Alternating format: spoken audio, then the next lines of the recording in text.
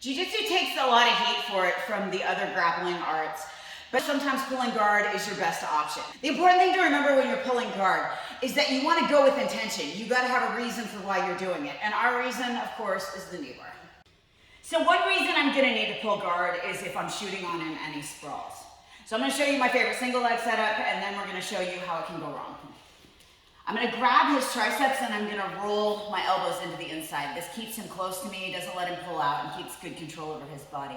So I can move him around a little bit, but when I'm looking to attack my single leg, I'm going to pull this elbow in a little bit. I'm going to step back with this leg, and I'm going to bring this leg forward.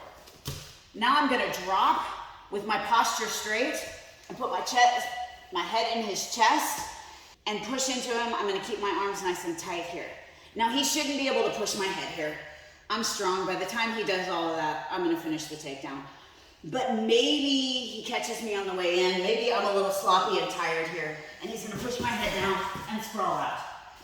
Now from here, what I want to do is I'm kind of pulling a turtle guard right now, right? So I'm going to pull my arms in, and I'm going to reach for his ankle here. I'm going to post on the mat here, and I'm going to pull myself underneath him. I've got control of this ankle. Now I'm looking to get my arm underneath his knee here, and I'm going to start to pull him over. Now I'm going to throw my lockdown on, and I'm going to push this arm up, trying to get my shoulder underneath his leg, and I'm going to C-clamp him here. This is an electric chair sweep. I'm going to sit up, post on this arm, and I'm going to take him over. And now I'm in a half guard with this arm underneath, and we've got several options from there. I'm going to show you one. The first thing I want to do here is control his chin. This is going to stretch his spine out. I'm making him look that way. He's really uncomfortable right now. And that's going to give him a distraction, and it's going to give me space to put my hands on the mat over here. I'm going to stretch his legs out with my shoulder here, and I'm going to step over. As I step over, I'm going to move quickly. I don't want to get stuck here. So what I want to do is I want to use my leg like a paintbrush, and I'm going to come right over into this position here. Now I've got this arm here. I'm going to step up, and I'm going to use this knee to prevent him from locking his legs. Now I'm going to grab my Bendy control and step over into my Drysdale, throw my Bendy lock on, finish the knee bar, and get back on top.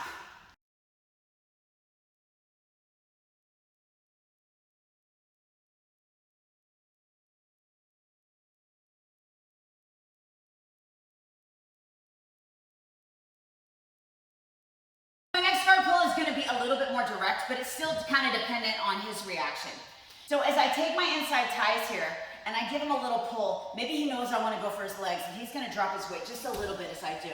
And that's okay for me, because I want him heavy on his legs right now. What I'm looking to do now is I want to kick this leg in, and I'm going to land on my hip. At the same time, I'm going to underhook his leg, and I'm going to try to get my shoulder on the back side of his heel. As I come up, I want my hips high and I want my legs crossed. I'm almost straightening my legs here just to create a little tension on his thigh. This is basically a sweep. So what I'm going to do is I'm going to post my hand on the mat and I'm going to roll over my head. And this is what's going to create the sweep. Notice as I did that, I untangled my legs. I don't want to end up here with my legs crossed. It can get stuck underneath him, or even in this angle, if I untangle my legs, I'm probably going to lose my position. Immediately, I want to change my grip. I'm going to post out, grab my Bendy control, and throw my Bendy lock on. Now, as you've seen before, we've talked about like what happens if there's a wall here. Well, today we've got a wall here. So what I'm going to do is I'm going to extend his leg, and I'm going to fall to the bottom side. As I do that, I'm going to Heisman up so that he can't follow me. If he wants to pull on this arm here, I only need one arm to finish this knee bar. I can tap him here, or I can break and finish the knee bar. Now, as I'm getting up, this changes a little bit. What I want to do now is I'm going to go back and I'm going to grab this leg, so I've still got control of both of his legs. I'm going to push his knee out, and I'm going to take this foot into his knee pit here, and I'm going to turn over. As I do, that frees this knee. I can post, and even if my knee bar doesn't work, I can still get back on top.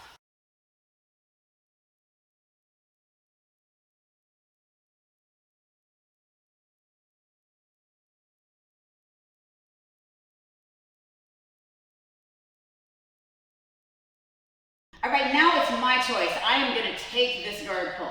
So what I'm going to do is I'm going to slide up into my collar tie here. This grip right here becomes really important right now. So if I've kind of got a sloppy grip here, which happens sometimes, what I'm gonna do to adjust this is I'm gonna give him a little push, and that's gonna allow me to reach in, grab his tricep, and really pull it back and get this elbow in. Now I'm gonna kick in, kind of straightforward this time, and I'm gonna look to slide my arm on the inside of his leg, all the while holding on to this tricep so that I can continue to break his posture. So what I'm gonna do first is I'm gonna snap him down. Now, he's gonna wanna posture back up, and I'm okay with that. I'm gonna let him. So I'm gonna let go of his head, but I'm gonna hold on to this arm. I'm gonna drag and kick in at the same time, and reach around to grab this leg. Now I'm gonna kick into a kiss of the dragon, and I'm gonna give him a little bit of tug at the same time, but I don't wanna pull him on top of me. I just wanna keep his posture broken long enough for me to get into my kiss of the dragon. So I'm gonna give it a pull, and I'm gonna pull him over. Now that he's in this position, I have pressure with this foot. I'm gonna kick his arm out of the way, and I'm gonna follow through with this kick so that he doesn't land on my foot. Now I'm gonna come over onto my knees, grab his ankle here.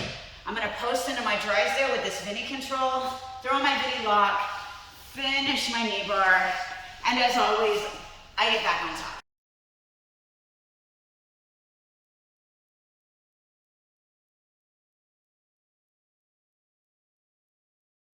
All of these techniques connect really well to the video that we did on the collar tie, and I am gonna link that right here.